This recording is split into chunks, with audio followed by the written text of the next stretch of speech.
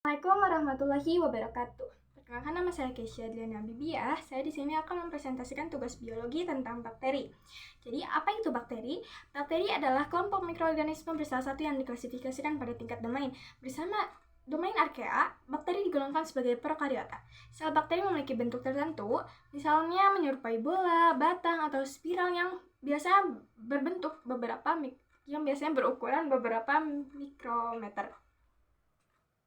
Nah, bakteri juga memiliki struktur. Jadi, struktur bakteri terdiri dari struktur luar dan juga struktur dalam. Struktur luar meliputi dinding sel, kapsul, membran sel, flagela, dan pil. Struktur dalam meliputi sitoplasma, nukleoid, ribosom, dan plasmid. Nah, jadi saya akan menjelaskan struktur luar dulu ya. Yang pertama ada dinding sel.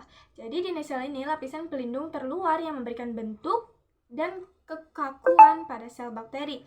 Yang kedua ada kapsul, lapisan lendir di luar dinding sel yang melindungi bakteri dari kekeringan dan membantu pelekatan pada permukaan. Yang ketiga ada membran sel, lapisan tipis di dalam dinding sel yang mengatur keluar masuknya zat ke dalam sel dan berperan dalam metabolisme. Yang keempat ada flagela, alat gerak pada bakteri yang berbentuk seperti cambuk.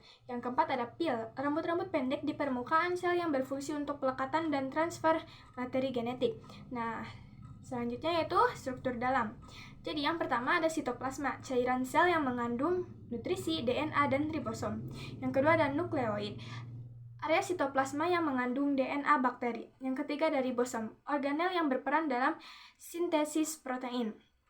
Yang keempat ada plasmid, yaitu DNA tambahan di dalam sitoplasma yang dapat memberikan keunggulan adaptif pada bakteri. Selanjutnya yaitu cara berkembang biak.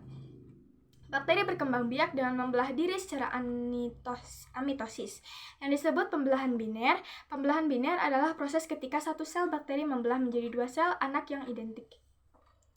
Yang pertama, ada tahap pembelahan biner. Penjelasan. Yang pertama, ada DNA bereplikasi. DNA bakteri membelah menjadi dua. Yang kedua, ada sel tumbuh 2 kali lipat. Sel bakteri tumbuh hingga ukurannya 2 kali lipat dari ukuran awalnya. Yang ketiga ada sel terbelah. Sel bakteri terbelah menjadi 2 sel anak yang identik. Pembelahan biner berlangsung secara spontan atau langsung, tidak melibatkan tahapan pembelahan sel seperti pada manusia. Faktor yang memengaruhi pembelahan biner itu waktu yang dibutuhkan antara setiap pembelahan. Waktu generasi bervariasi tergantung pada suhu dan nutrisi makanan yang tersedia. Reproduksi bakteri yang cepat memungkinkan populasi bakteri berkembang dengan kecepatan yang luar biasa. Bakteri juga dapat berkembang biak dengan cara bertunas. Dalam proses ini, tunas kecil terbentuk di salah satu ujung sel induk atau pada filamen yang disebut prostacea. Yang terakhir yaitu cara bertahan hidup. Bakteri dapat bertahan hidup dengan berbagai cara seperti membentuk endospora, beradaptasi dengan lingkungan, dan hidup tanpa oksigen.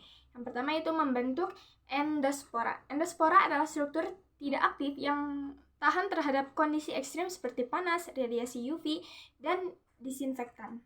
Yang kedua yaitu beradaptasi dengan lingkungan. Bakteri dapat beradaptasi dengan lingkungan dengan mengordinasikan ekspresi gen.